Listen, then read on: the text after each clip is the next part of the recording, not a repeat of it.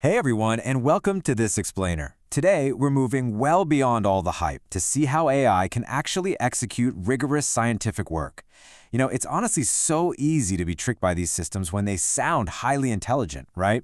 We all know modern AI can write incredibly impressive text and synthesize just vast amounts of information. But can it genuinely act as a researcher? Well, that's exactly what we're unpacking today, as we explore a framework that shifts AI from simply sounding smart to actually doing real controlled science. Okay, let's dive right in. Here's our path for today.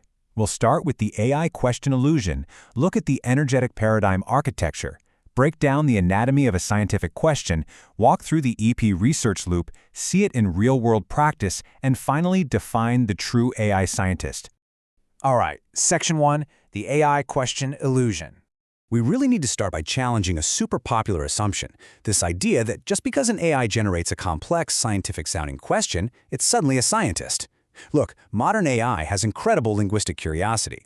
It can read a million papers, compare concepts, find gaps in the literature flawlessly. But scientific intelligence, that requires way more than just curiosity. What standard AI fundamentally lacks is the disciplined research motion needed to actually move from uncertainty to verifiable knowledge.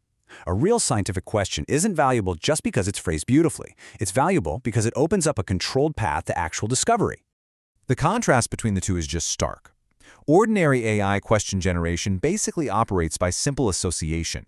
It spits out excessive possibilities, but with incredibly weak constraints.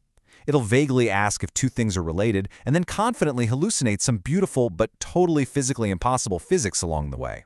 A controlled research path, on the other hand, is completely different. It's bounded, it's driven by actual mechanisms, and it's highly testable. So instead of generating 1,000 impossible questions, a controlled path filters for the absolute highest information yield under real-world limits. Moving right along to Section 2, the energetic paradigm architecture.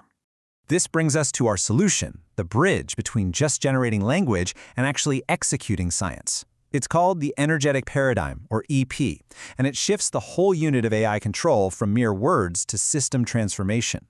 It does this using 5 core modules. First, control, which acts like the spine, keeping reasoning strictly within problem boundaries so the AI doesn't drift into weak explanations. Second, state space mapping, which literally maps out the whole research environment, the variables, states, actors, so the question actually has a physical location in a system. Third is energy flow diagnosis. This identifies where important forces pile up, like bottlenecks or causal pressures, which points the AI toward high-value opportunities. And then we have the final 2 modules, which are so crucial we actually need to look at them a bit closer. Constraint discipline is absolutely vital. This is the process of filtering ideas through the harsh realities of physics, biology, logic, data availability, cost, and even ethics. We usually think of constraints as bad things, right? Like obstacles. But in the EP framework, they aren't roadblocks. They're actually the defining boundaries of meaningful solutions. They are literally what stops an AI from proposing an experiment that might sound brilliant, but is physically or financially impossible to actually pull off. And alongside constraints, we have deductive narrowing. Ordinary AI loves to expand creative possibilities indefinitely, giving you this massive kind of chaotic brainstorm. Deductive narrowing does the exact opposite. Instead of endlessly expanding, it starts with necessary conditions and aggressively eliminates the weak paths. It essentially forces the system to ask, what must be true for this to work? Or what would make this impossible? This intentionally compresses the hypothesis space, which drastically reduces wasted time and exploration. Section 3, Anatomy of a Scientific Question. Let's deconstruct what a serious inquiry physically looks like when it's built under this EP framework, because a floating question is totally useless. First, it needs a boundary, like where exactly is the uncertainty located? Second, a mechanism. What causal process is actually being proposed here? Third, an observable. What can we actually measure to tell this explanation apart from a rival one? Fourth, a constraint. What limits does this hypothesis absolutely have to satisfy? And finally, a control path. What test happens first, what result would change our model, and what specific result would just terminate the investigation altogether? If an AI spits out a question missing these layers, honestly, it's just intellectual theater.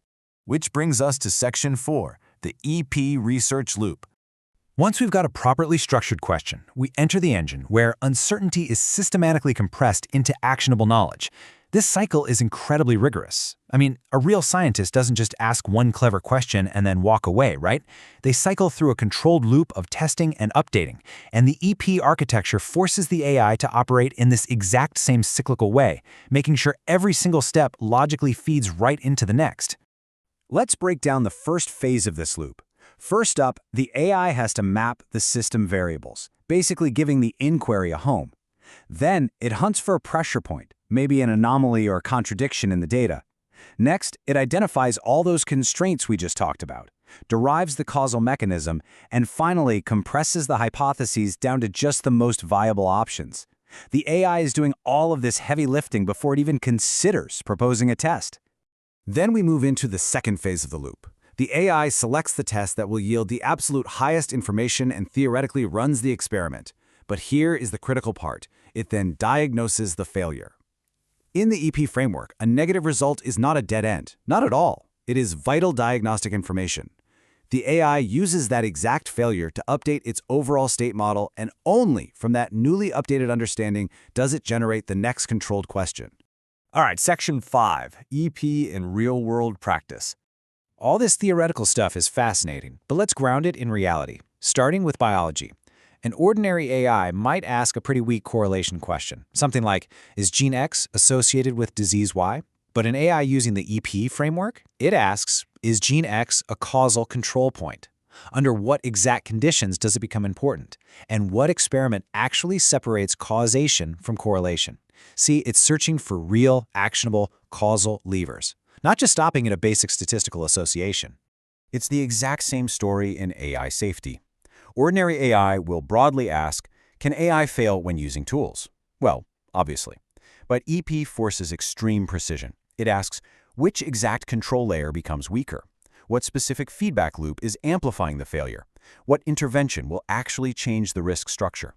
It pinpoints the true mechanism of failure instead of just pointing out a general unhelpful risk. And in medicine, standard AI might ask, can biomarker X predict disease? But an EP-enhanced AI digs so much deeper. It asks, is this biomarker an actual driver, a signal, a consequence, or maybe a downstream compensation? Does altering it actually alter the entire system? And crucially, applying that constraint discipline, it asks, is measuring this even practical for clinical use? That takes a neat idea and turns it into a genuinely useful, executable medical inquiry. Finally, Section 6, the true AI scientist. This really brings us to our final takeaway about what makes a true AI scientist. Scientific intelligence isn't just about reading and writing. It requires defining the problems that actually matter.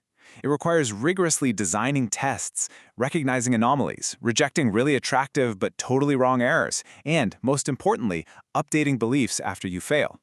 A standard language model can flawlessly mimic the style of a scientist for sure, but an actual research intelligence system must rigorously govern the entire path from initial uncertainty all the way to hard evidence. So the crucial paradigm shift you really need to take away from this explainer is captured perfectly in this quote. The goal is not simply more questions, but better controlled pathways from uncertainty to knowledge. We absolutely have to stop evaluating AI solely by the volume of creative ideas it spits out, and instead start evaluating it by its ability to strictly manage the actual research process. I want to leave you with this final provocative thought. Next time you're looking at the generative AI tools used today, ask yourself, does your AI merely ask what might be true, or does it demand what must be tested under strict constraints? Rethink how you evaluate these systems. Just imagine how applying the energetic paradigm could completely transform your own workflow from endless floating brainstorms into genuine, executable research. Thanks so much for joining me on this explainer, and I'll see you next time.